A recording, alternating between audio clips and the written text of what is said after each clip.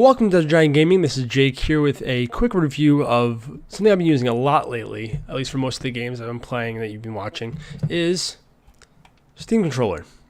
So, overall, I actually really like this controller. I was surprised as much as I liked it. The one thing I will say, I've only really played one or two first-person shooters on it. The trackpad is a little odd for that, especially when trying to zoom in. The first game I actually played with this was Portal 2. I hadn't beaten it yet, decided to finally go back and finish it, and had just gotten this recently, so I decided, why not finish it? It's a little touchy. It's not as natural as a mouse. You can't, the flicking to the next, you run out of space on a mouse pad, similarly to what you do here, but it's less travel. It's a little more cumbersome to use for that. I've heard it's really good for Civ, and I actually have Civ 5 and haven't taken the chance to try it out, but that's one thing I do want to try it out for, that or another RTS, maybe AoE, Age of Mythology. Those are the ones I usually play. So I'm thinking about trying one of those, but overall, in terms of comfort of this controller, it's probably the most comfortable controller I've used. One thing I do like about it is you see these raises actually up here. And most controllers, I wish I had my PS4 controller next to me, go downwards. So this actually lets your thumb sit up there and naturally just move between each spot. And I really like that about this. It really allows you to it feels comfortable. It's more ergonomic to me, at least. And I didn't think I would find that as much. I have pretty big hands. I'm 6'7". You can't tell because I'm sitting down.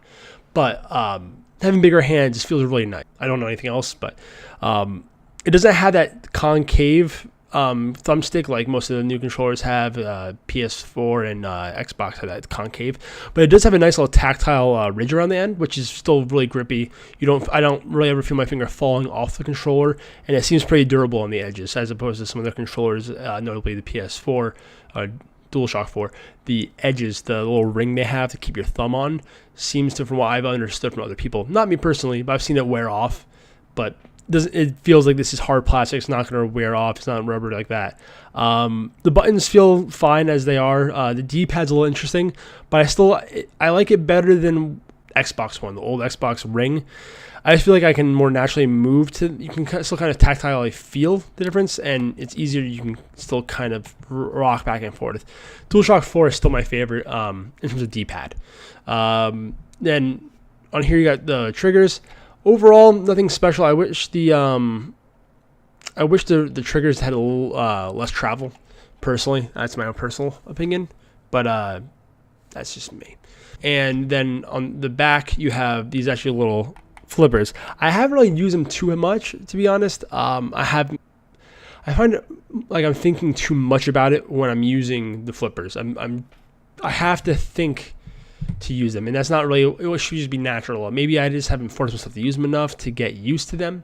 But yeah, I mean, it's not bad for what I've used, but I used it a little bit. Mr. Shifty's kind of playing around.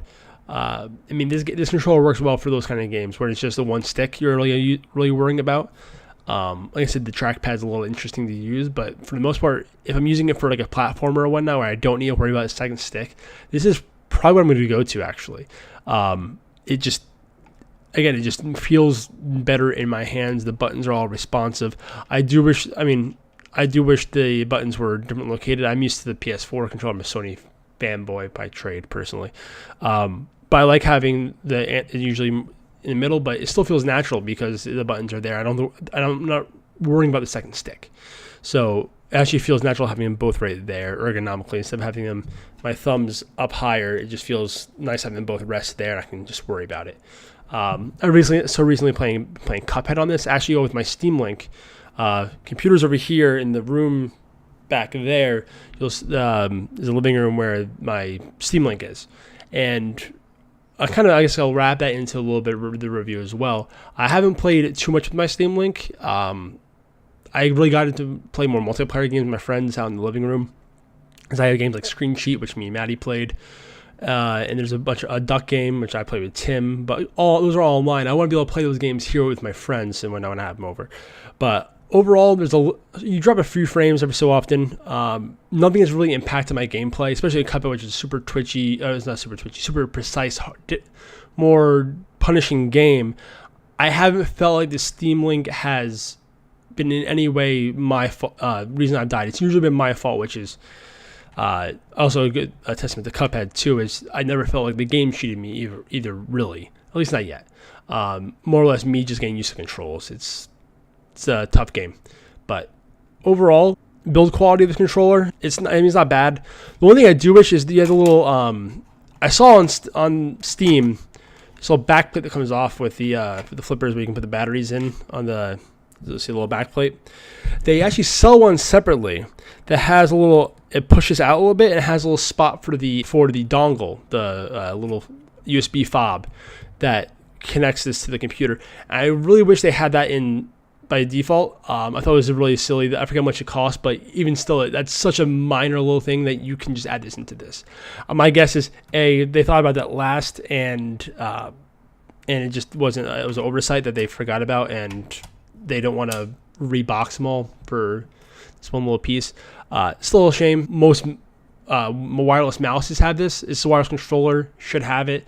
It's built. It doesn't have Bluetooth capabilities. It needs that dongle. So if you lose it, then you got to buy another one from them and resync that. And that's just a pain. I feel like that's just an oversight and unnecessary. That's probably one of the bigger negatives I'll say about this. Overall, otherwise, feels great. The Steam big screen mode works pretty well, does its job. I love that the Steam Link can turn off my computer, and if I actually didn't have a lock on my computer, it should be able to turn it on as well and wake it, which I think is awesome. That you don't need to come into another room, turn the PC on and whatnot. I actually may just change my settings on my computer for that, but we'll see what happens. But okay, I think that's all I really got. Overall, I would recommend buying this if you want a different means of playing. If you're not super into first-person shooters and you're wary of the touchpad. Overall works great for most other genres. I can't think of any other genres besides a first-person game. Maybe a third-person, but I feel like if a third-person, this actually wouldn't be that unbearable. Usually the shooting's a little looser in third-person shooters. Obviously not something like PUBG or anything like that, but I think it would be completely serviceable for a good percentage of games that you may be playing, especially a lot of indie games that don't take twin sticks. Even for a twin-stick shooter, this actually still may work pretty well with that touchpad. Haven't played much with it yet, but something actually I might try a Flint Hook or something with this, but I usually play Flint Hook with my PS4 controller because I have the little PS4 connector for that. So yeah, I recommend it, and I'll see you in the next video. Thanks for watching. Peace.